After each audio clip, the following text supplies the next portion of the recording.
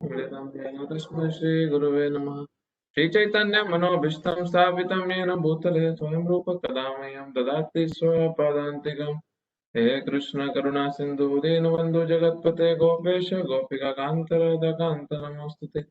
तप्त काञ्चन गौराङ्गी राधे वृन्दावनेश्वरी वृषभानुसुते देवी प्रणमामि हरिप्रिये। वंशाकल्पतरुभ्यश्च कृपा सिन्धुभ्येव च पतितनां पावनेभ्यो वैष्णवेभ्यो नमो नमः। श्रीकृष्ण चैतन्य प्रभु नित्यानंद श्री अद्वैत गदाधर शिवासादि गौर भक्त वृंद। हरे कृष्णा कृष्णा कृष्णा हरे हरे, हरे राम राम राम हरे हरे।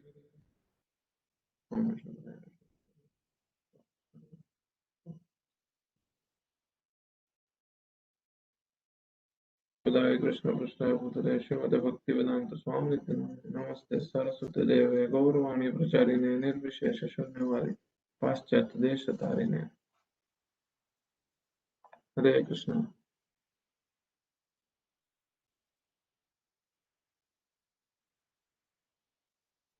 हरे कृष्ण प्रभु। तो 14 चैप्टर स्टार्ट करना है।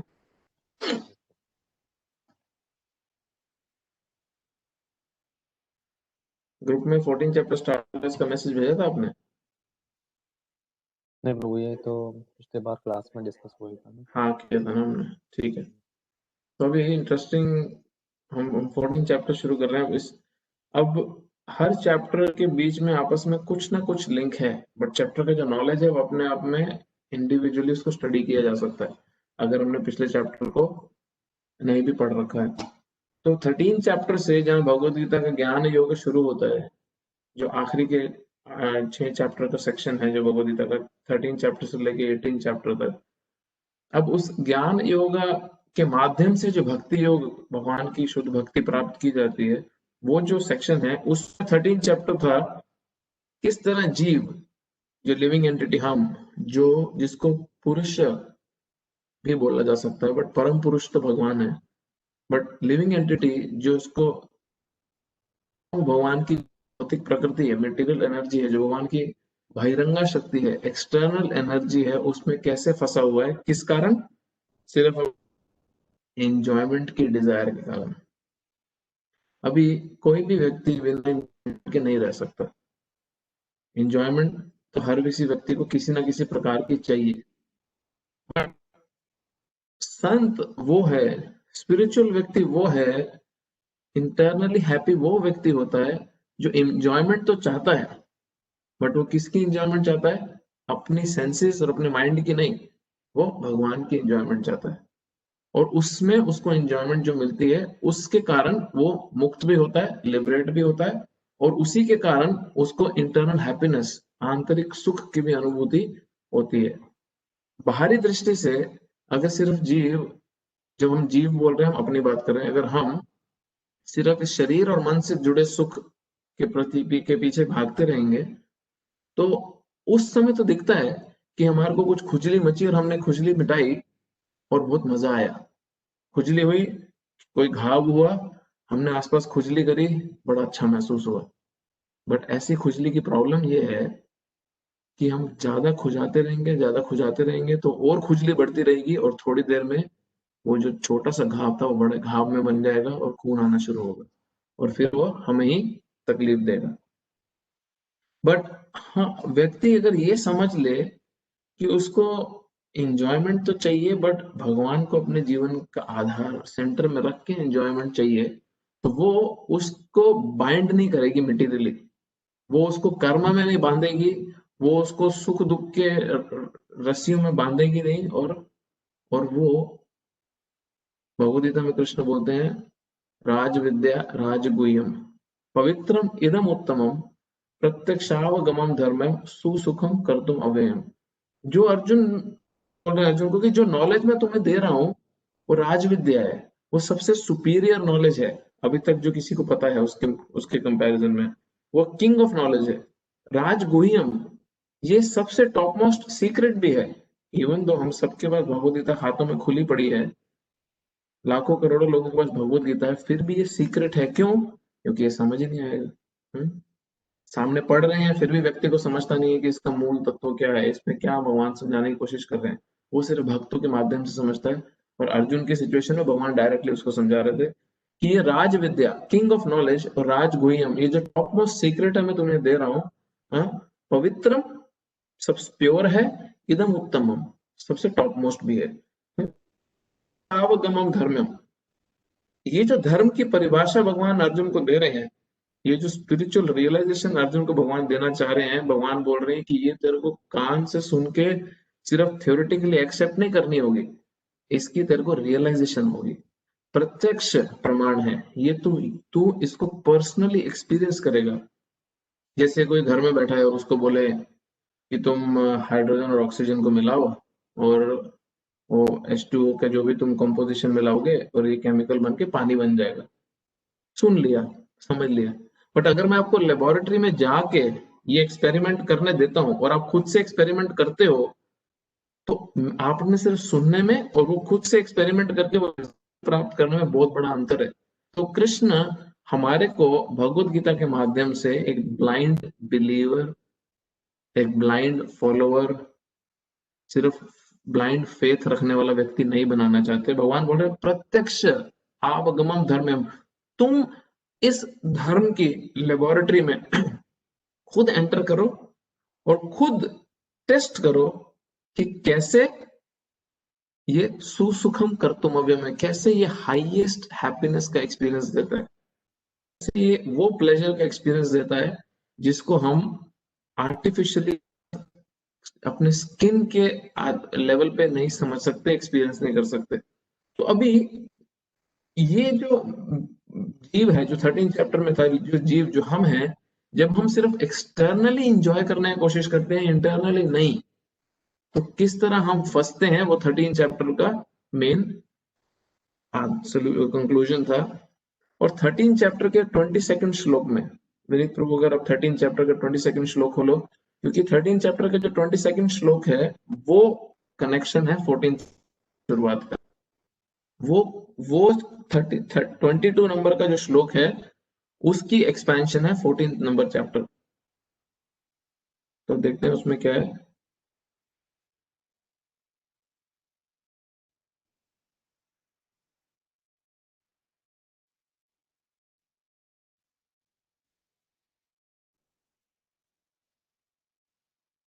बोला ना, पुरुषा प्रकृतिस्थो हि भुङ्क्ते प्रकृति जान गुना कारणम गुण संगस्य सद असद योनि जन्मशु।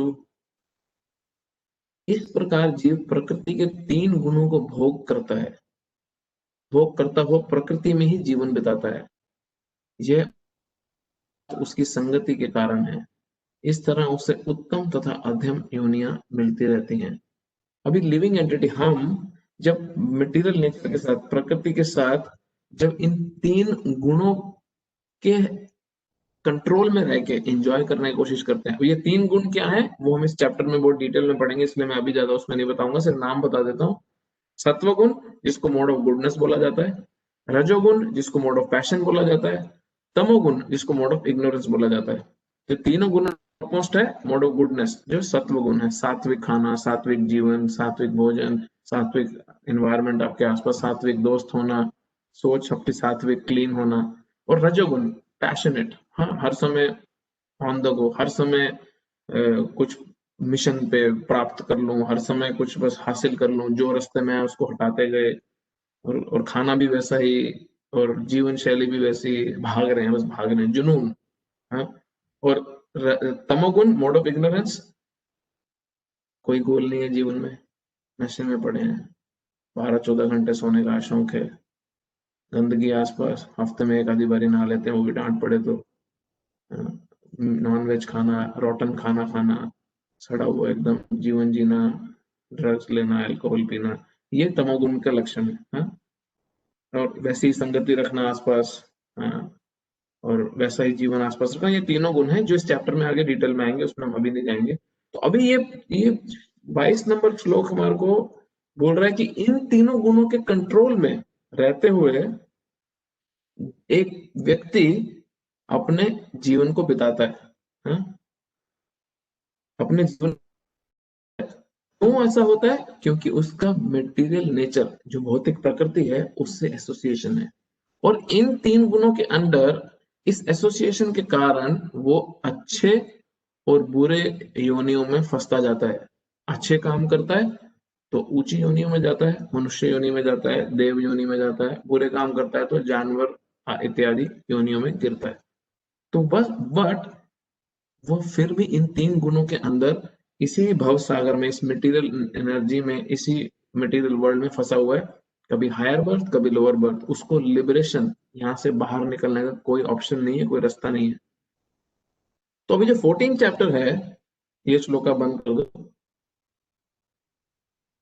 है वो इस 22वें नंबर श्लोक को एक्सपैंड करेगा। वो बताएगा कि किस तरह मटेरियल एनर्जी एक जीवात्मा को बांधती है इन 3 गुणों की रस्सियों से।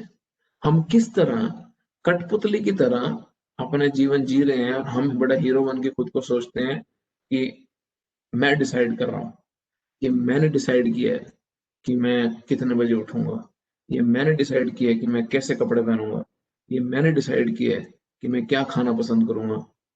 और एक्चुअली में प्रकृति के 3 गुण डिसाइड करते हैं। उनका हम पे इतना प्रभाव है कि हमें ऐसा लगता है कि हम डिसाइड कर रहे हैं, बट ये 3 गुणों की रस्सियां हैं, इन्हीं कठपुतलियों के बीच में हम भाग रहे हैं और अपना जीवन जी रहे हैं। हमें क्या लगता है? मैं डिसाइड करूंगा। अहंकार विमूढ़ात्मा कर्ता हमिति मन्यते। भगवदगीता 3rd चैप्टर में 27वें श्लोक में कृष्ण बोलते हैं प्रकृति क्रिया मानानी। एक्चुअली में प्रकृति कर रही है, मटेरियल नेचर कर रहा है। इन 3 गुणों की रस्सियों से बंधे हुए हम हैं और प्रकृति के 3 गुणों के आधार पर हम जीवन जी रहे हैं। प्रकृति क्रियमाणी गुणे कर्माणि सर्वशः। बट अहंकार वश मैं क्या सोच रहा हूँ? कर्ता हमिति मन्यते। अपने को कंट्रोल में समझता हूँ और ये सोच रहा हूँ कि मैं सारे डिसीजन अपनी मर्जी से ले रहा हूँ। कई बार लोगों को लगता है, बोलते हैं नहीं मैं तो उठना चाहता हूँ, सुबह उठ ही नहीं पाता। मैं तो चाहता हूँ कि मैं नशा छोड़ दूं, नॉनवेज छोड़ दूं, मैं तो चाहता हूँ, नहीं छोड़ पाता। उस समय पे समझना चाहिए कि प्रकृति के कुछ गुण हैं जो हम पे बहुत हावी हैं। तो ये चैप्टर, ये सारी चीजें बहुत क्लियरली बताएगा। बहुत इंटरेस्टिंग है क्योंकि जितना जितना आप इस चैप्टर को समझते जाओगे उतना उतना ये समझते जाओगे कि हम किस प्रकार की दलदल में फंसे हैं। हमारा प्रॉब्लम एक्चुअली क्या है? हमारी हमारी कुंडियां, हमारे एंकर्स अटके कहाँ हुए हैं। हमारी हमारी जो एक्चुअल जो प्रॉब्लम है, उसका उसका जो कोर इश्यू है वो है क्या? हम क्यों इस तरह बर्ताव कर रहे हैं? क्यों हम छोटी सी बात पे गुस्सा हो जाते हैं? क्यों हम थोड़ा सा कुछ होता है तो लड़ने को तैयार हो जाते हैं? हम कौन, ये प्रकृति के कौन से गुण हैं जो मुझ पे हावी हो रहे हैं और किस समय हो रहे हैं और कैसे होता है? एक बार मेरा एक फ्रेंड बता रहा था कि दिन भर वो अल्कोहल एडिक्ट है। तो कह रहा दिन भर मुझे फर्क नहीं पड़ता, काम चल रहा है, सब कुछ चल रहा है, जीवन नॉर्मल चल रहा है।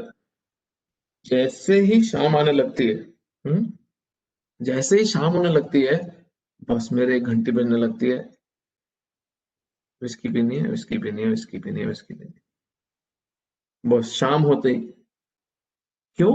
क्योंकि तमोगुण का प्रभाव रात दिन के, एक दिन भी 3 गुणों में कैटेगराइज्ड है और रात का जो समय है उसमें मोड ऑफ इग्नोरेंस, तमोगुण सबसे ज्यादा स्ट्रांग रहता है।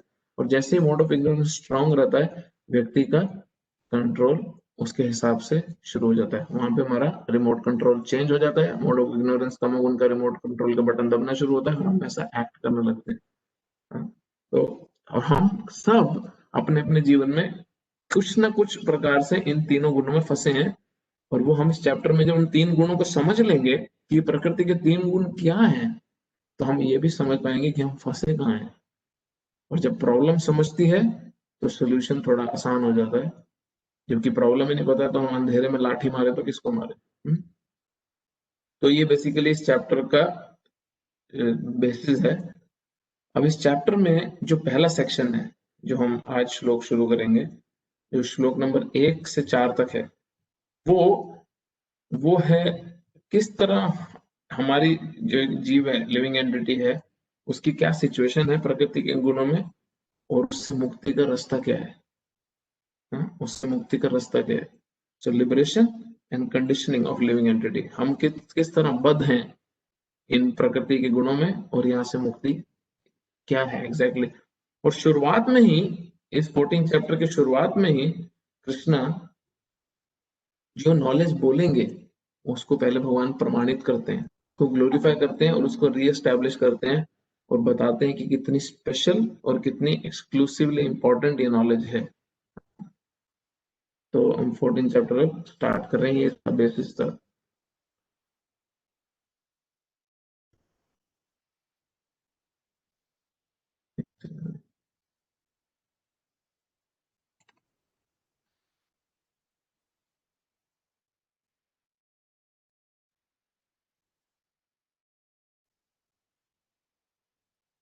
श्रीभगवानुवाच परं भूया प्रवक्ष्यामि ज्ञानानां ज्ञानमुत्तमं यज्ञात्वा मुनयः सर्वे परं सिद्धिम् इतो गतः।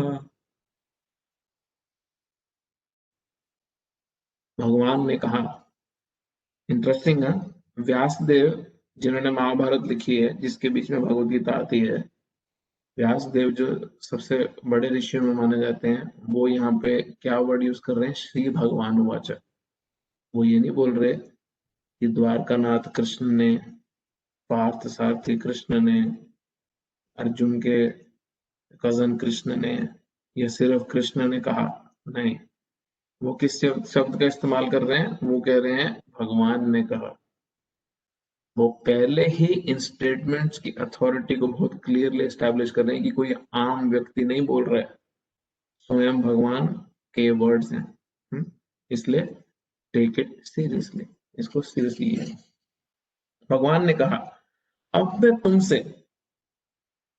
मैं समस्त ज्ञानों में सर्वश्रेष्ठ इस परम ज्ञान को पुनः कहूंगा, जिसे जान लेने पर समस्त मुनियों ने परम सिद्धि प्राप्त की है। इसलिए चैप्टर बड़ा इंपॉर्टेंट है। हाँ, भगवान बता रहे हैं कि मैं वो सर्वश्रेष्ठ ज्ञान तुमसे दोबारा बोलूंगा जिसको सब मुनियों ने जान के सिद्धि प्राप्त की है। तात्पर्य,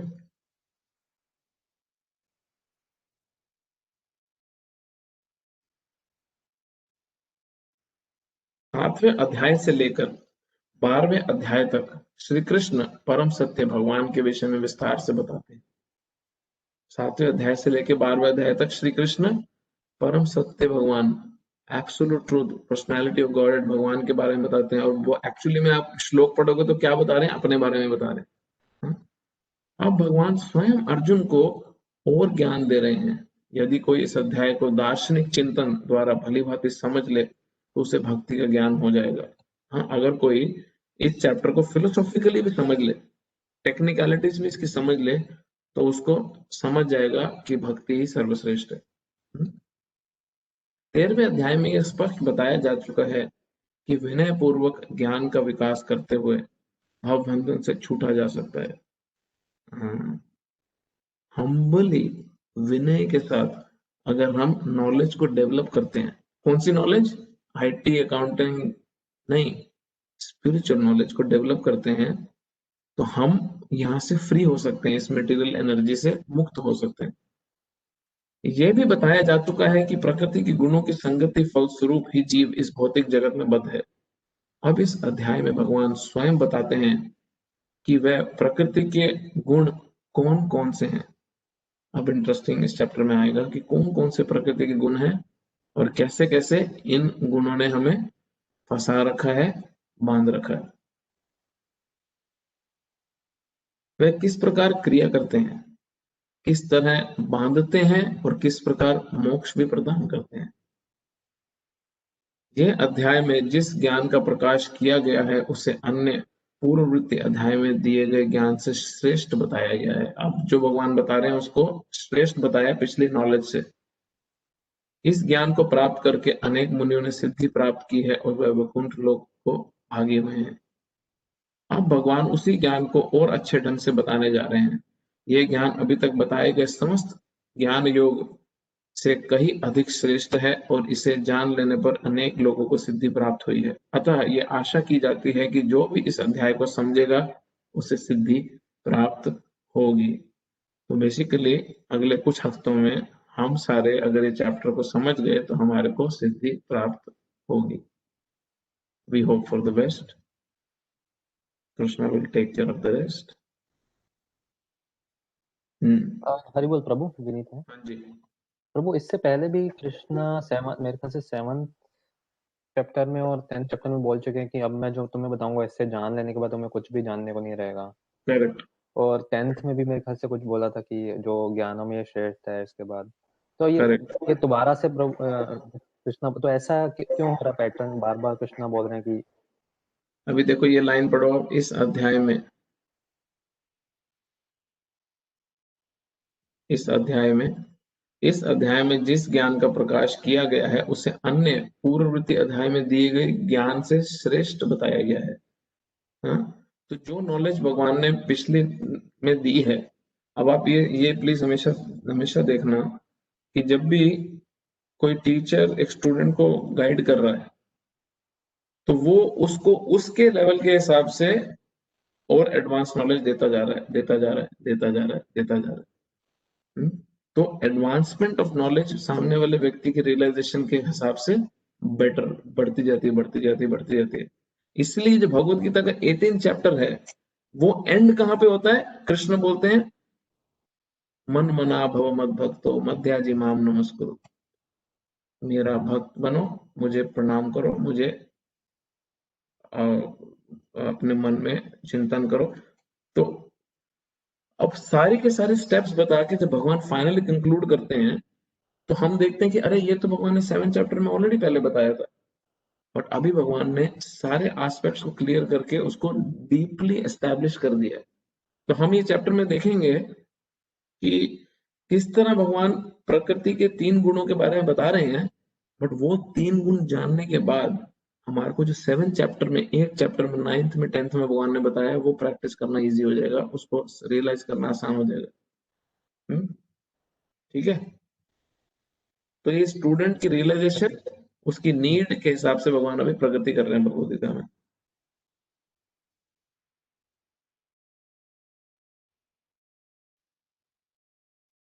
अगला श्लोक।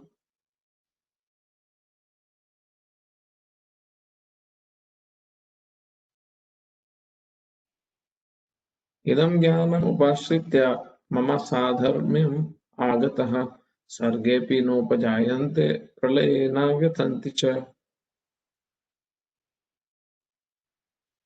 इस ज्ञान में स्थिर होकर मनुष्य मेरी जैसी दिव्य प्रकृति स्वभाव को प्राप्त कर सकता है।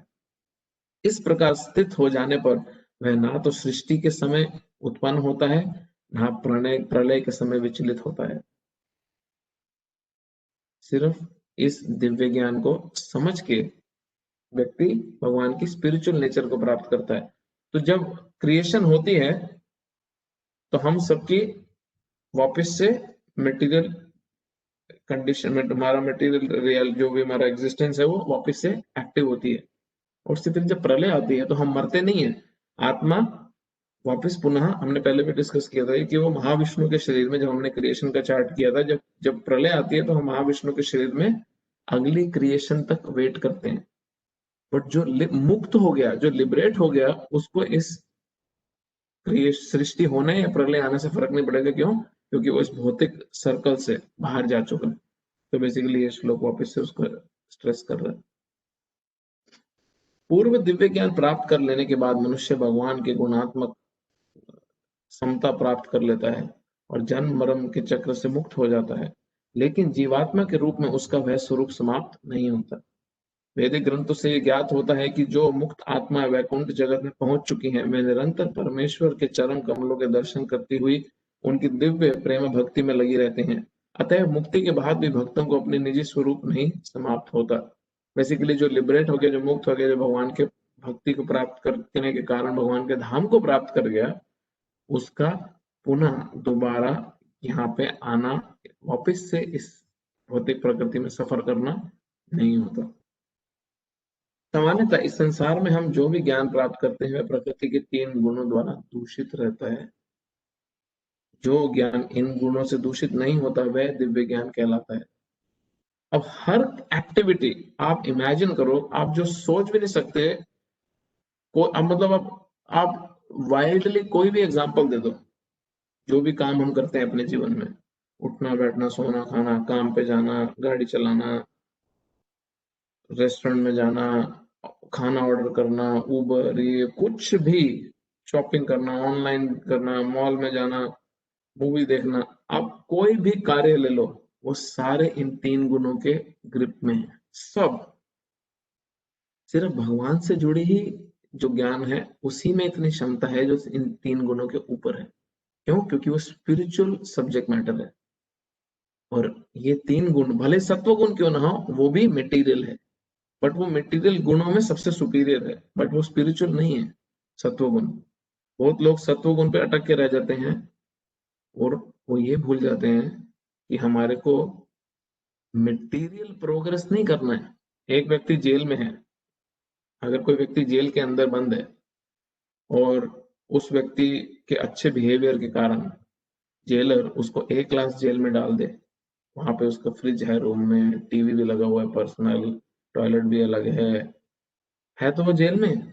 और दूसरी जगह पे 20-20 कैदी एक जेल में पड़े हैं, ओपन टॉयलेट है, वहीं बदबू आ रही है, सब आ रहा है, सूखी रोटियां खाने मिल रही हैं पानी वाली दाल के साथ, वो भी जेल में। फ्रीडम दोनों को नहीं है, एक को सिर्फ सुविधा ज्यादा है। तो बहुत से लोग जो धर्म कर्म के कार्य में लगे हुए हैं, वो भगवान को, देवी देवताओं का पूजा करते इसलिए हैं कि हम C क्लास जेल से इसी तरह A क्लास जेल में आ जाए, हमारी यहाँ की फैसिलिटी ठीक हो जाए। कौन चलाएगा अभी, कब तक मारुति स्विफ्ट चलाएं, वैगन आर चलाएं? अभी तो हमारे को ऑडी, मर्सिडीज, BMW चाहिए। हाँ, तो चलो जी चलो, भगवान को थोड़ा दान दे दें, चलो जी थोड़ा धर्म कर्म कर लें, पुण्य कर लें, ताकि हम पैसा कमा लें। तो C क्लास जेल से किसी तरह A क्लास जेल में आ जाए। एक 1 बेडरूम के छोटे से घर से हम 4-5 बेडरूम के घर में आ जाएं, 2-4 फ्लोर बना लें। अगर ऑस्ट्रेलिया में है तो घर वालों को फोटो भेज दें कि हमारा कितना बड़ा घर है। ये नहीं बताएंगे कि 30 साल तक मॉर्टगेज देनी है अभी, बट बताते हैं हमने 4 बेडरूम घर ले लिया। C क्लास जेल से A क्लास जेल में आ गए, बट इन्हीं तीनों गुणों के अंदर दूषित है, फंसे हैं। जो भगवान का नॉलेज है, जो भगवत गीता का नॉलेज है, जो हम पढ़ने का और समझने का और अपने लाइफ में अप्लाई करने का प्रयास कर रहे हैं, उसका ब्यूटी क्या है कि वो हमारे को जेल से ही बाहर निकालना चाहता है।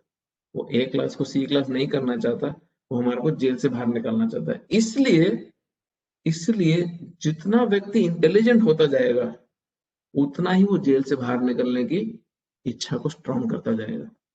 हाँ। जब कोई व्यक्ति इस दिव्य ज्ञान को प्राप्त होता है, तो वह परम पुरुष के समक्ष समकक्ष पद पर पहुंच जाता है। जब कोई दिव्य ज्ञान को प्राप्त करता है तो ही बिकम्स गॉडली, तो भगवान के लेवल पे आ जाता है। भगवान नहीं बनता, बट भगवान के लेवल पे आ जाता है। क्यों? क्योंकि भगवान भी स्पिरिचुअल है और वो भी पूरा स्पिरिचुअल हो जाता है। जिन लोगों को चिन्मय आकाश का ज्ञान नहीं है, वे मानते हैं कि भौतिक स्वरूप के कार्यकलापों से मुक्त होने पर यह आध्यात्मिक पहचान बिना किसी विविधता के निरंकार हो जाती है। लेकिन जिस प्रकार इस संसार में विविधता है, उसी प्रकार आध्यात्मिक जगत में भी है। विविधता का मतलब क्या है? वैरायटी। हाँ, लोगों को लगता है कि अगर हम लिबरेशन प्राप्त कर ली तो कोई वैरायटी नहीं है, कोई एंजॉयमेंट नहीं है, सिर्फ शांति शांति, ओम शांति शांति शांति। नहीं, स्पिरिचुअल वर्ल्ड में यहाँ से बहुत ज्यादा वैरायटी है। हाँ, बहुत ज्यादा वैरायटी है। राधा रानी कृष्ण के लिए आइटम बनाती हैं और कोई आइटम रिपीट नहीं करती। है पॉसिबल यहाँ मटेरियल वर्ल्ड में ऐसा करना कि भगवान के लिए कुछ खाना बनाया जाए? मंदिर में भी हम भगवान के लिए भोग बनाते हैं, तो हफ्ते 10 दिन 15 दिन 20 दिन में रिपीट करना ही पड़ता है उसको, क्योंकि वैरायटी कम है। बट आध्यात्मिक जगत, जो जो असली जगत है, जो जहाँ जिसकी जिसके जिसके अनलिमिटेड, जहाँ पे हैप्पीनेस, एंजॉयमेंट और वैरायटी है, वहां पे रिपीट भी नहीं होता है भगवान की सेवा में कोई चीज। जो लोग इससे परिचित नहीं है, वो सोचते हैं कि आध्यात्मिक जगत इस भौतिक जगत की विविधता से उल्टा है। लेकिन वास्तव में तो होता यह है कि आध्यात्मिक जगत चिन्मय आकाश में मनुष्य को आध्यात्मिक रूप प्राप्त हो जाता है, स्पिरिचुअल फॉर्म मिलती है, स्पिरिचुअल वर्ल्ड को जाता है। वहां के सारे कार्यकलाप आध्यात्मिक होते हैं, और यह आध्यात्मिक स्थिति भक्तिमय जीवन कहलाती है। यह वातावरण अदूषित होता है, दूषित नहीं होता, अदूषित प्योर होता है। यहाँ पर व्यक्ति गुणों की दृष्टि से परमेश्वर के समक्ष होता है। क्वालिटीज के हिसाब से एक लिबरेटेड पर्सन भी भगवान के बराबर होता है। क्वालिटी, क्वांटिटी नहीं। क्वांटिटी हमारी बहुत छोटी है, हमारी हैसियत भगवान के सामने बहुत छोटी है, बट क्योंकि वो भी स्पिरिचुअल है और हम भी जब पूरी तरह स्पिरिचुअल हो जाते हैं तो हमारी क्वालिटीज काफी सिमिलर हो जाती है। ऐसा ज्ञान प्राप्त करने के लिए मनुष्य को समस्त आध्यात्मिक गुण उत्पन्न करने होते हैं। जो इस प्रकार के आध्यात्मिक गुण उत्पन्न कर लेता है वह भौतिक जगत के सृजन या उसके विनाश से प्रभावित नहीं होता। वापिस से सेम पॉइंट स्ट्रेस किया है कि सृष्टि हो चाहे प्रलय आए, मुक्त जीव पे उसका प्रभाव नहीं होता।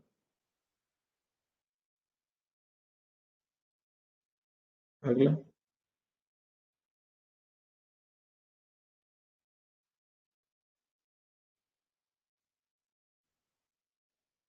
मम ब्रह्म तस्मिन् गर्भं ददामि अहं संभवा सर्वभूतानां ततो भवति भारत।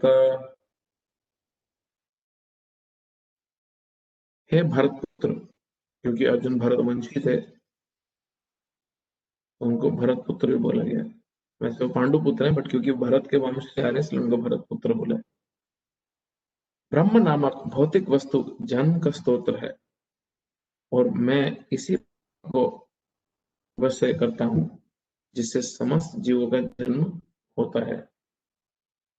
तो जो एब्सोल्यूट ट्रूथ है, जो ब्राह्मण है, वो कारण है कि ये पूरी की पूरी मटेरियल सब्सटेंस एग्जिस्ट कर रहा है। और भगवान क्या बोल रहे हैं, इसी ब्राह्मण को मैं इम्प्रेग्नेट करता हूं। अभी यहाँ पे एक बड़ा इंटरेस्टिंग वर्ड यूज हो रहा है,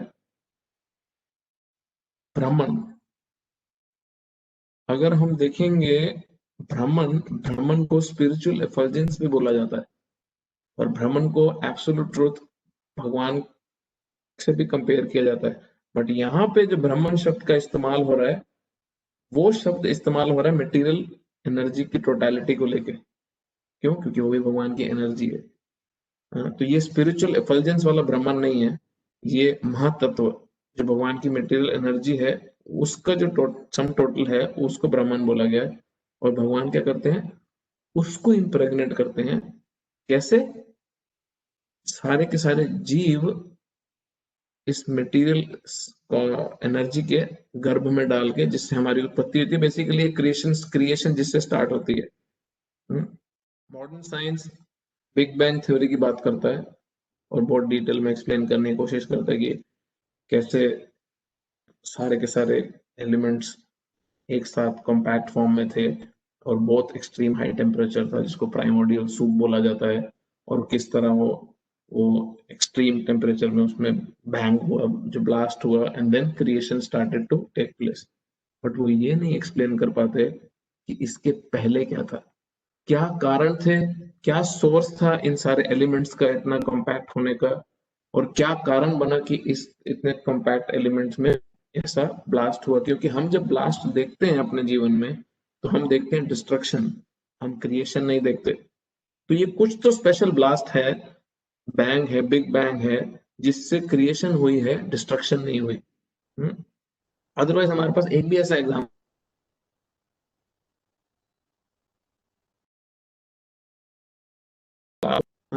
हमेशा डिस्ट्रक्शन होती है, बट ये ऐसा ब्लास्ट है जिससे क्रिएशन हुई है। तो ये भगवद गीता का श्लोक उस बिग बैंग, उस एलिमेंट्स के जो जो टाइट कॉम्बिनेशन है उसमें हुआ क्या वो बता रहा है।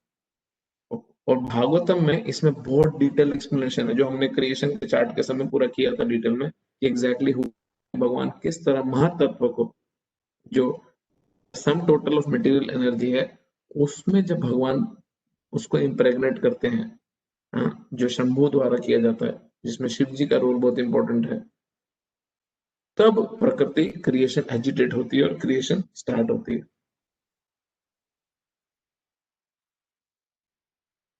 यह संसार की व्याख्या है। ये जो कुछ घटित है वह क्षेत्र शरीर तथा क्षेत्रज्ञ आत्मा के संयोग से होता है। जो भी कुछ हो रहा है वो जिससे शरीर बना है और आत्मा जो इस पर है उसको कंबाइन करने के बाद होता है। प्रकृति और जीव का यह संयोग संभव भगवान द्वारा संभव बनाया जाता है। महत्त्व की समग्र ब्रह्मांड का संपूर्ण कारण है। महत्त्व ही समग्र ब्रह्मांड का संपूर्ण कारण है और भौतिक कारण की समग्र वस्तु जिसमें प्रकृति के 3 गुण रहते हैं कभी कभी ब्रह्म कहलाती है।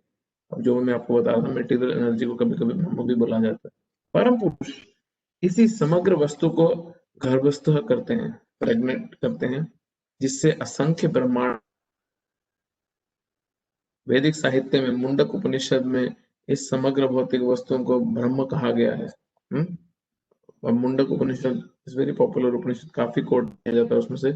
तस्मात् एतम् रूपम अन्नम च जायते।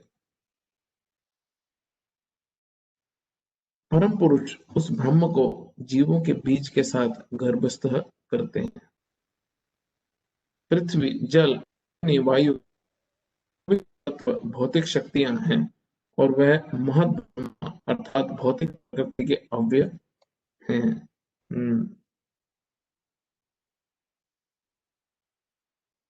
जैसा कि 7वें अध्याय में बताया जा चुका है कि इससे परे एक अन्य परा प्रकृति जीव है। एक तो है मटेरियल एनर्जी जो अर्थ, वाटर, एयर, ईथर, ये 5 एलिमेंट हमने बताए थे। फिर 5 हमारे शरीर में।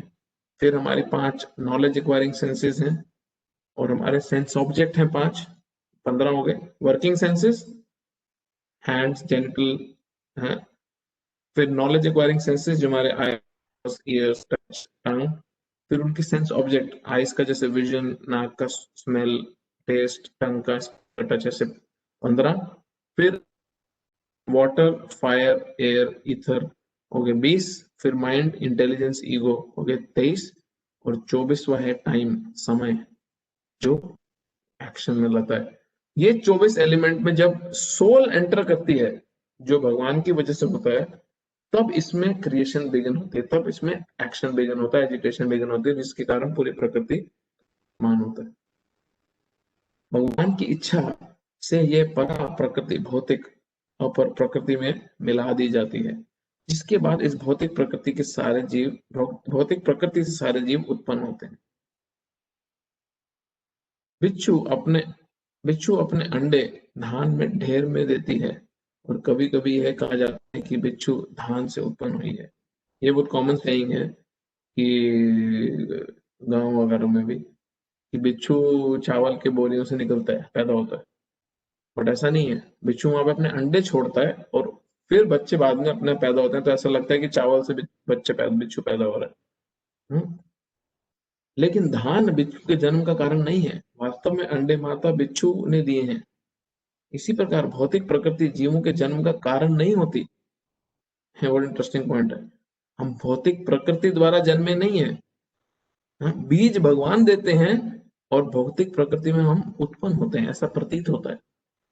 जिस तरह प्रत्येक जीव को उसके पूर्व कर्मों के अनुसार भिन्न शरीर प्राप्त होता है जो इस भौतिक प्रकृति द्वारा रचित है होता है, जिसके कारण जीव अपने पूर्व कर्मों के अनुसार सुख या दुख भोगता है।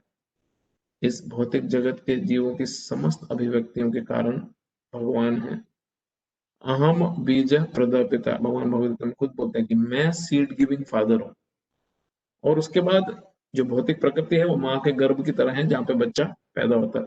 तो ऐसा कोई बोले कि बच्चा सिर्फ माँ ने पैदा किया तो पॉसिबल ही नहीं है। माँ में सीड डालना पड़ता है, माँ उसको फिर ग्रो करती है अपने गर्भ के अंदर। नेक्स्ट श्लोक गया ये श्लोक, हाँ इसकी हम बात कर रहे थे।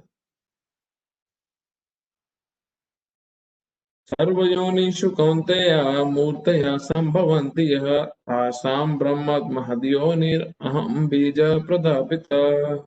ये बहुत इंपॉर्टेंट श्लोक है, याद कर लेना चाहिए इसको जिनको इंटरेस्ट है, क्योंकि किसी को समझाना हो कि किस तरह भगवान हर जीव के पिता हैं, हर जीव के कारण भगवान है। ये श्लोक रेफरेंस है भगवद गीता का 3rd श्लोक 14 चैप्टर का। हे कुंती पुत्र, तुम यह समझ लो कि समस्त प्रकार के जीव योनियां इस भौतिक प्रकृति में जन्म द्वारा संभव है। और मैं उसका बीज प्रदाता पिता हूँ।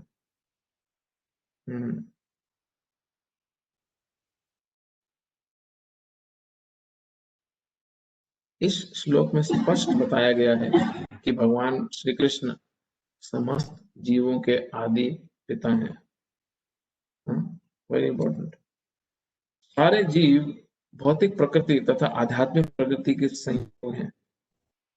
ऐसे जीव केवल इस लोक में ही नहीं अपितु प्रत्येक लोक में, जहां तक कि सर्वोच्च लोक में भी, जहां ब्रह्मा आसीन है, पाए जाते हैं। जीव सर्वत्र है। पृथ्वी, जल तथा अग्नि के भीतर भी जीव है। अब कुछ साइंटिस्ट का ऐसा कहना है कि सिर्फ अर्थ पे ही लाइफ है। हाँ, सिर्फ अर्थ पे ही लाइफ एग्जिस्ट करती है, ऐसा कुछ साइंटिस्ट का कहना है। वो फैक्ट नहीं है। क्यों? उनका आर्ग्यूमेंट क्या रहता है कि अर्थ का ही एटमॉस्फेयर सिर्फ लाइफ को सस्टेन कर सकता है, तो इसलिए अर्थ पे ही लाइफ है basically. But that's not true, क्योंकि हम देखते हैं कि पानी में हम नहीं रह सकते, बट पानी में दूसरे लिविंग एंटिटी हैं जो रह सकते हैं। तो सिमिलरली क्यों पानी में नहीं रह सकते? क्योंकि हमारा बॉडी वाटर एग्जिस्टेंस को सपोर्ट नहीं करता। बट मछलियां हैं, बाकी एंटिटीज हैं जो उनको वाटर एग्जिस्टेंस सपोर्ट करती है। कुछ प्लांट्स ऐसे हैं जिनको आप हफ्ते में एक बार ही पानी दो और वो हरे भरे रहते हैं। कुछ ऐसे जिनको रोज पानी देना जरूरी है, और कुछ हैं जो पानी के अंदर ही सिर्फ ग्रो कर सकते हैं। हाँ, तो ये आर्ग्यूमेंट इलॉजिकल है कि फायर के अंदर कोई नहीं एग्जिस्ट कर सकता लिविंग एंटिटी। क्यों? अगर उसका बॉडी फायरी है तो वो फायर के अंदर एग्जिस्ट कर सकता है। उसका बॉडी सिर्फ उस एटमॉस्फेयर को सपोर्ट करना चाहिए, जिस तरह पानी में सपोर्ट करता है। तो ये आर्ग्यूमेंट इसलिए दिया जाता है कि कि साइंटिस्ट जब रिसर्च करते हैं और उनको मून पे, मार्स वगैरह पे लाइफ नहीं दिखती, तो वहां पे वो ढूंढ रहे हैं elements, but it doesn't matter कि उनको उनकी दृष्टि से जीवन नहीं दिख रहा वहां पे। क्यों? क्योंकि जहां पे जीवन बहुत सटल है, बहुत ही सूक्ष्म रूप में एग्जिस्ट करता है, वहां पे हमारे को ग्रॉस आंखों से सटल लाइफ नहीं दिख सकती। तो सन प्लैनेट पे, हर प्लैनेट पे लाइफ एग्जिस्ट करती है। जीव सर्वत्र है, यही एग्जाम्पल यहाँ पैराग्राफ में आ रहा है। जीव हर जगह एग्जिस्ट करता है। पृथ्वी पे भी, जल तथा अग्नि के भीतर भी जीव है। ये सारे जीव माता भौतिक प्रकृति तथा बीज प्रदाता कृष्ण के द्वारा प्रकट होते हैं। तात्पर्य यह है कि भौतिक जगत जीवों के गर्भ में धारण किए है। So material energy is like womb of a mother. जैसे मैं पहले बोल रहा था कि it's very illogical to say that कि एक माँ के गर्भ ही कारण है बच्चे को पैदा करने का। नहीं, अगर पिता माँ के गर्भ में सीड नहीं जाएगा तो बच्चा पैदा नहीं हो सकता। बट अपेरेंटली दिखता क्या है कि माँ का गर्भ ही कारण है बच्चे की उत्पत्ति का। कि अपने गर्भ में माँ बच्चे को 9 महीना, 10 महीना, 8 महीना, जितना भी समय रखती है, उसका पोषण करती है। बट सीड आ रहा है पिता से। तो वो जो सीड देने वाले पिता है वो भगवान की पोजीशन है, और ये भौतिक प्रकृति जो मटेरियल एनर्जी है वो गर्भ की तरह है, जिसमें हमारी उत्पत्ति हुई है, सारी योनियों की उत्पत्ति हुई है, सारी स्पीशीज और पूरी एग्जिस्टेंस की उत्पत्ति हुई है। तात्पर्य ये है कि भौतिक जगत जीवों को गर्भ में धारण किए है, जो सृष्टि काल में अपने पूर्व कर्मों के अनुसार विविध रूपों में प्रकट होते हैं। तो ये हमारा 14 चैप्टर का फर्स्ट सेक्शन खत्म हुआ, जिसमें लिबरेशन और जो लिविंग एंटिटीज हमारी हमारी क्या पोजीशन है, हम कैसे इस जगह में फंसे हैं, उसके बारे में एक्सप्लेनेशन है। अगला जो है श्लोक नंबर 5 से लेके 9 तक, वो है सेक्शन कि किस तरह ये प्रकृति के जो गुण है, सत्वगुण, रजोगुण, तमोगुण, वो गुडनेस, पैशन, इग्नोरेंस, हमारे को बांधते हैं। तो आगे के जो जो सेक्शन है बड़े इंटरेस्टिंग है, क्योंकि पता तो चले हमारी प्रॉब्लम क्या है, पता तो चले अटके कहाँ हुए हैं, पता तो चले कि किसकी ग्रिप में, किस कंट्रोल में हम हैं और कैसे हैं। कोई क्वेश्चन किसी का?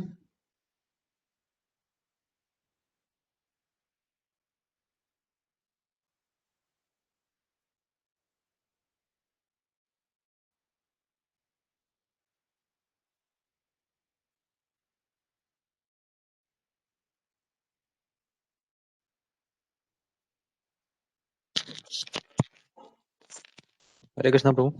हाँ जी वो। प्रभु मेरा क्वेश्चन एक्चुअली पिछले हफ्ते में पूछना चाहता था बट वो पूछ नहीं पाया था टाइम की वजह से। तो उस ये 3 मोड से रिलेटेड था कि ऑल द जो सारे जीव हैं वो तीनों प्रकृति के मोड से बंधे हुए हैं, और जो भी कुछ हम कर रहे हैं वो तीनों मोड से कर रहे हैं एक्चुअली। सो बेसिकली डूअर की बात हुई थी कि कौन हु इज द डूअर, कि डूअर कौन है, 3 मोड से मटेरियल मोड से। तो बट भगवत गीता में और भी जगह पे अलग अलग डूअर की डेफिनेशन दी गई है। एक जगह पे दिया गया कि डूअर जो है परमात्मा है, एक जगह दिया गया कि 3 मोड्स ऑफ मटेरियल नेचर है। तो इसको कैसे समझे कि कौन exact who is the doer exactly? जब कोई भी कार्य किया जाता है तो वो सिर्फ एक व्यक्ति के बल पे नहीं होता। जैसे बोलते हैं कि जैसे कुछ मोटिवेशनल स्पीकर्स बोलते हैं ना कि your hard work is going to give you the result. So do not stop hard work. Keep pushing, keep fighting. वो ये भूल जाते हैं कि हमारा हार्ड वर्क, हमारा Endeavour is not all in all. वो इम्पोर्टेंट है बट वो फुल रिजल्ट गिविंग पावर नहीं रखता हमारा हार्ड वर्क। तो उसमें बहुत सारे फैक्टर्स इन्वॉल्व हैं। उसमें मटेरियल एनर्जी इन्वॉल्व है, प्रकृति के 3 गुण जिसके आते हैं, उसमें परमात्मा इन्वॉल्व है, उसमें हमारा कर्मा इन्वॉल्व है, उसमें बहुत सारी सिचुएशन 4-5 चीजें इन्वॉल्व होती हैं जिसके कॉम्बिनेशन से एक रिजल्ट एक व्यक्ति को मिलता है। तो भगवद गीता में अलग अलग सेक्शन में अलग अलग कॉन्टेक्स्ट में इन डूअर्स की बात करी हुई है। बट जहां पे बात आती है एक जीवात्मा को ये अहंकार होने लगता है। अभी वो श्लोक देखो ना जिसमें लिखा है कि प्रकृति ही डूअर है, जिसमें है अहंकार विमूढ़ आत्मा। अहंकार वश व्यक्ति ये सोचता है कि आई एम द डूअर। तो वहां पे भगवान क्या उसको स्मैश कर रहे हैं बोल के, no you are not the doer, तुम नहीं हो असली कर्ता। इन गुणों के रस में कठपुतली हो। तुम सत्व गुण में हो तो तुम्हें हाथ उठाना है तो तुम्हें हाथ उठाना पड़ेगा। अगर कोई तमोगुण में है तो उसके नशे करने का समय हो गया तो वो चाह के भी रुक नहीं सकता। वो तम का इतना कंट्रोल में है कि नशा करना ही पड़ेगा। ये इफेक्ट है गुणों का। हाँ, अगर कोई व्यक्ति रजोगुण में है और छोटी छोटी बात पे उसको गुस्सा आता है, हाँ, जब तक उसका रजोगुण शांत नहीं होता, जब तक वो रजोगुण से सत्वगुण के जीवन में, जब तक उसमें चेंजेस नहीं आते, वो खाना, उसका बोलना चालना, आसपास के लोग रजोगुण से सत्वगुण में नहीं आता, उसको हर छोटी छोटी बात पे गुस्सा, एजिटेशन, क्रोध एकदम, और उसका कम नहीं होगा। तो जैसे जैसे हमारे मोड्स चेंज होंगे वैसे वैसे हमारा बिहेवियर भी चेंज होता है। तो फिर कंट्रोल कौन कर रहा है, हम कर रहे हैं या मोड्स कर रहे हैं? हमारे पास एक ही कंट्रोल है कि हम सही संगति में रहें जिससे हम हायर से हायर मोड्स में जाते जाएं, ताकि हम एक्ट प्रॉपरली करें। हम उतनी जिम्मेदारी भगवान ने जीव के ऊपर दी है। इसलिए जब सुख और दुख मिलता है तो वो गुणों को नहीं मिलता, प्रकृति के गुणों को, 3 मोड्स को नहीं मिलता, वो हमें मिलता है। क्यों? क्योंकि हमारी रिस्पॉन्सिबिलिटी थी कि हम किन मोड से एसोसिएट कर रहे हैं, और जब हम जिन मोड से एसोसिएट करते हैं उसके बेस पे हम एक्ट भी करते हैं। सिंपल एग्जांपल के तौर पे आप देखो तो आप कोई इंडिया से ऑस्ट्रेलिया आता है, हाँ, अब इंडिया से कोई ऑस्ट्रेलिया आया और उसके सारे दोस्त दोस्त जितने भी हैं ऑस्ट्रेलियन बन गए। अभी वो क्रिकेट में इंटरेस्ट रखता था इंडिया में जब था। अब सारे दोस्त उसके फुटी खेलते हैं। यहाँ ऑस्ट्रेलिया में फुटी खेला जाता है, रग्बी जैसा गेम होता है, थोड़ा डिफरेंट होता है बट फुटी खेलता है। अब वो हर रोज सुबह शाम जब भी बात कर रहे हो फुटी की तारीफ सुन रहे हैं, फुटी की बातें सुन रहे हैं, तो धीरे धीरे धीरे धीरे धीरे अगर वो वही दोस्ती रखता है और उन्हीं दोस्तों के साथ उठना बैठना पसंद करेगा तो वो नेचुरली फुटी देखना, खेलना, उसमें इंटरेस्ट लेना शुरू करने लगेगा। क्यों? क्योंकि उसका संग वैसा है। तो संग का रंग चढ़ने का मतलब ही ये है कि प्रकृति के 3 गुणों में से कोई गुण तो मेरे पे एक्ट कर रहा है। अब मैं संग अगर अपना चेंज कर लूं और मैं अगर भगवान के भक्तों का संग करूं या मैं उन महान आत्माओं का, संतों का संग करूं जो इन 3 गुणों से ऊपर है। अभी हम भगवत गीता पढ़ रहे थे, भगवत गीता में हम तात्पर्य पढ़ रहे हैं। अब जो तात्पर्य है वो प्रभुपाद जी का संग करना है, तात्पर्य पढ़ने का मतलब है। अब प्रभुपाद जी जो है वो भगवान के शुद्ध भक्त है और वो इन तीनों गुणों से ऊपर है। प्रकृति, वो शुद्ध सत्व में, प्योर में थे। तो हम जब उनकी वाणी सुन रहे हैं या हम जब जब हम भगवान की वाणी सुन रहे हैं, जो भगवान भी तीनों गुणों से ऊपर हैं, तो नेचुरली वो संग हमारे पे रंग क्या चढ़ाएगा कि हम भी स्पिरिचुअली एक्ट करना शुरू करेंगे। इसलिए हमारी एसोसिएशन हमारे लिए डिसाइडिंग फैक्टर बनता है कि हम क्या कठपुतली बन के नाच रहे हैं। देखो, नाचना तो कठपुतली बन के ही है, तो why not become the best कठपुतली। कठपुतली बन के नाचना ही है जब तक हम मुक्त नहीं होते। तब हम अपने सोल के प्लेटफॉर्म पे अपनी रियल आइडेंटिटी में ऑपरेट करेंगे। तब तक तो हम इन तीन गुणों के अधीन कठपुतली ही हैं। और व्यक्ति को क्या लगता है, मैंने डिसाइड किया, मेरी स्ट्रेंथ पे काम हो रहा है। नहीं हो रहा है हमारी स्ट्रेंथ पे काम। हमसे हम तो बस भी नहीं चलता है। हाँ, हमारा तो बस पे नहीं चलता, हम अधीन है गुणों के। इतना रिलेशनशिप प्रॉब्लम हो रहा है, इतना आपस में हस्बैंड वाइफ का फाइट देखो, बच्चों का पेरेंट्स से एजिटेशन देखो, फाइट देखो। हाँ, बुरा लग रहा है, क्या कर रहा हूं मैं, बट नहीं, मोड्स में इतना कंट्रोल में है मोड्स के कि लोअर मोड्स में व्यक्ति जीवन जीने के कारण, लोअर मोड्स के व्यक्तियों के साथ संग करने के कारण, लोअर में खाना खाने के कारण, आसपास अपना बर्ताव देखने के कारण, टेलीविजन पे सिर्फ लोअर मोड्स की चीजें देखने के कारण हम एक्ट भी लोअर मोड पे करने लगते हैं। और इसलिए जब हम निचले स्तर पे आके कार्य करने की आदत डाल लेते हैं, तो उसका रिजल्ट भी गिरा हुआ घटिया ही आता है। ठीक है। यस ब्रो, बस प्रभु इसमें थोड़ा सा कंफ्यूजन है कि modes of material waste, if अगर मैं बहुत ही ज्यादा मोड ऑफ इग्नोरेंस में हूँ मान लो, तो फिर मैं सोचूंगा ही नहीं कि मुझे अच्छा संग करना, मुझे मतलब क्योंकि बिकॉज मैं इतना ज्यादा प्रभावित हूँ तमोगुण में, तो मैं अच्छी एसोसिएशन में जाऊंगा कैसे फिर? भगवान की कृपा को बोला जाता है अकारण कृपा। कोई रीजन नहीं होता उसका। और भगवान के भक्तों की कृपा उससे भी ज्यादा अकारण होती है। तो आपको को भगवान के भक्तों की जब जब संग मिलता है, तो भगवान के भक्त बहुत प्रयास करते हैं किस तरह एक जीव को निचले गुणों से उठा के ऊपर गुणों में लाया जाए। और वो बहुत अलग अलग तरकीबें इस्तेमाल करते हैं। मैं अपने घर का आपको एग्जांपल देता हूँ। फर्स्ट टाइम मेरे घर में एक डिवोटी आए थे, तो उस समय में मेरे घर में जैसे अल्कोहल वगैरह पीते थे। तो वो डिवोटी क्या बोले पता है? वो डिवोटी ने क्या उदाहरण दिया, उन्होंने प्रभुपाद जी का उदाहरण दिया। जब प्रभुपाद अमेरिका में पहली बार प्रचार करने गए थे, तो प्रभुपाद ने भगवद गीता का एक श्लोक है, रसोहम अपसुकौन्तेय प्रवासमि शिशुरेय, दैट आई एम, कृष्ण बोल रहे हैं भगवद गीता में, I am the taste of water. हमने पढ़ा 10वें चैप्टर में, I am the taste of water. Prabhupada उस समय जब हिप्पीज वगैरह को प्रचार कर रहे थे, जो नशा करते थे, सब कुछ करते थे, उनको बोल रहे थे कि तुम जब अल्कोहल भी पीते हो तो उसमें भी पानी है। और कृष्ण भगवद गीता में बोल रहे हैं कि वो पानी का टेस्ट है। तो तुम जब अल्कोहल भी पी रहे हो, तो तब भी तुम कोशिश करो ये याद रखने की कि इसमें जो पानी है उसका टेस्ट कृष्ण है। और तुम ग्रेजुअली ग्रेजुअली स्पिरिचुअली प्रगति करना शुरू करोगे। तो वो उन्होंने ये उदाहरण मेरे घर पे आके दिया कि तुमने अल्कोहल नहीं छोड़ना ना, ठीक है, बट जब तुम अल्कोहल पी भी रहे हो, तब भी ये याद रखना कि इसमें जो पानी है उसका टेस्ट भगवान है। तो भगवान को रिमेम्बर करने की कोशिश करना। और किया। मेरे फादर 4 से 14 15 साल पहले की बात बता रहा हूँ। अभी तो वो बहुत अच्छे से भक्ति कर रहे हैं। तो 14 15 साल पहले वो अल्कोहल पीते थे, और वो मैं मेरे को याद है, मैं साथ बैठा था उनके, और वो याद करते थे इस बात को कि हाँ, Krishna is the taste of water, और विस्की का सिप मारना। देखो, अभी 14 साल हो गए, उन्होंने हाथ नहीं लगाया इसको। 14 साल पुरानी बात बता रहा हूँ मैं आपको, उन्होंने कभी हाथ भी नहीं लगाया वापस। धीरे धीरे धीरे भगवान का नाम लेते समय इन गुणों से ऊपर उठते उठते छोड़ दिया। बट क्या शुरुआत कैसे हुई? भगवान भक्तों का संग में थोड़ी सी श्रद्धा दिखाई, बस थोड़ी सी, थोड़ी सी। ठीक है। Yes bro, thank you bro. और कोई प्रश्न है किसी का? हरे कृष्ण प्रभु जी, प्रशांत। हाँ जी प्रभु जी, कैसे? बस प्रभु जी, एक सवाल था। जो ये मानव सेवा है या फिर समाज सेवा है, वो सत सत गुण में आएगी या फिर मोड ऑफ पैशन में आएगा वो?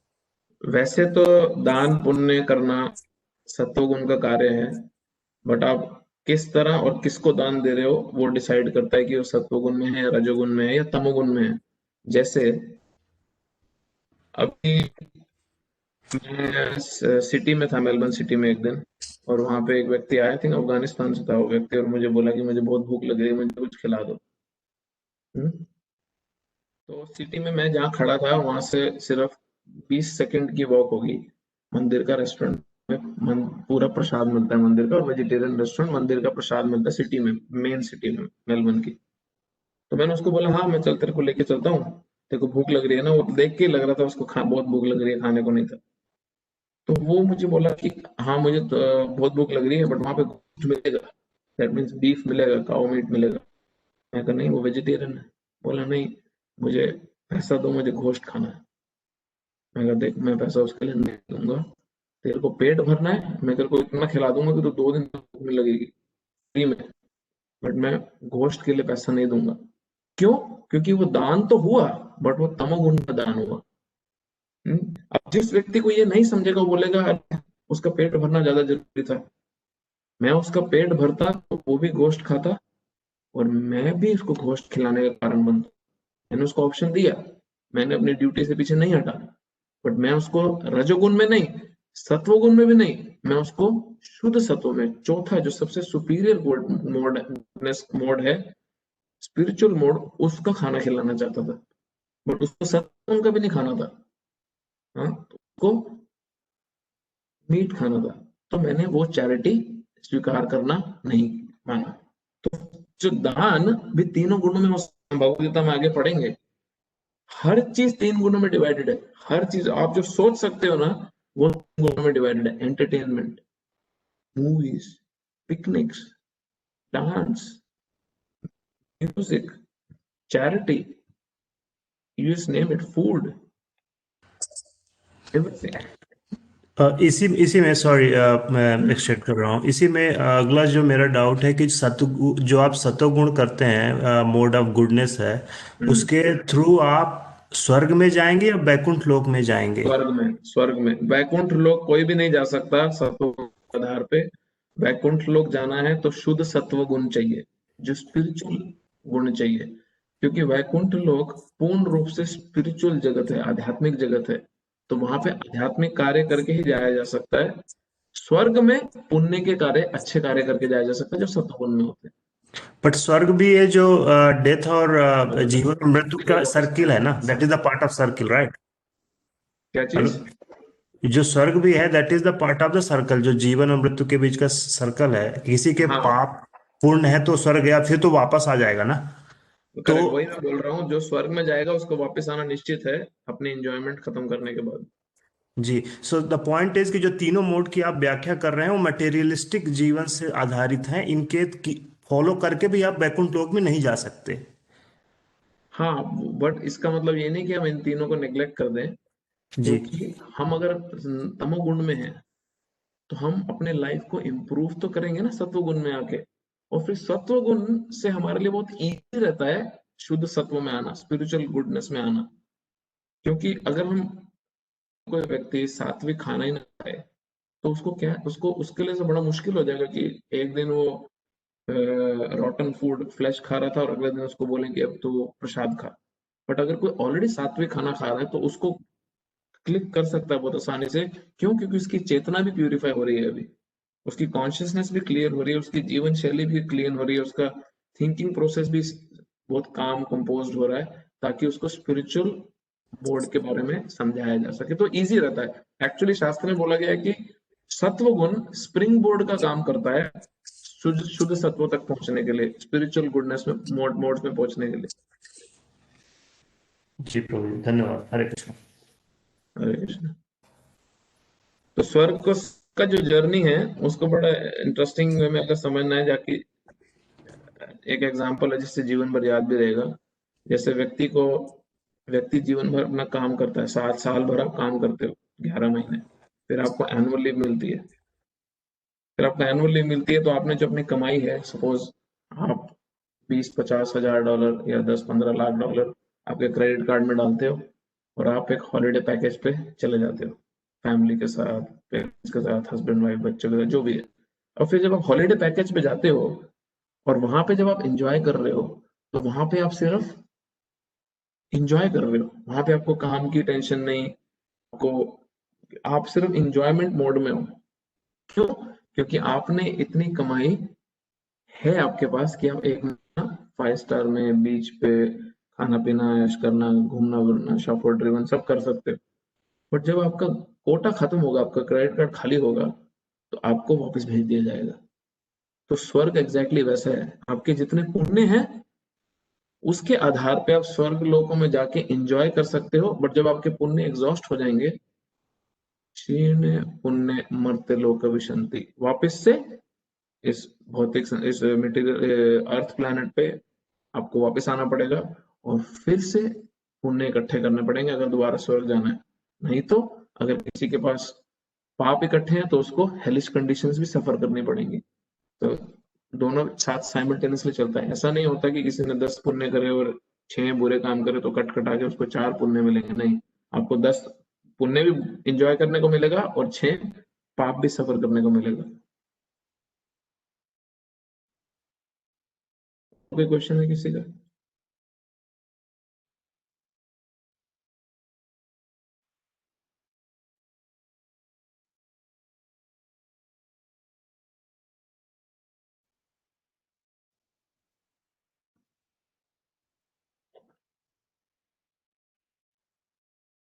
ठीक है, मिलते हैं नेक्स्ट ट्यूसडे और नेक्स्ट सेक्शन खत्म करेंगे। आई थिंक 3 से 4 वीक में चैप्टर खत्म हो जाएगा। हरे कृष्णा। ग्रंथराज श्रीमद् भगवद गीता की जय, श्रील प्रभुपाद की जय। हरे कृष्णा। थैंक यू प्रभु। हरे कृष्ण। हरे कृष्ण। धन्यवाद। हरे कृष्ण। Thank you. हरे कृष्णा।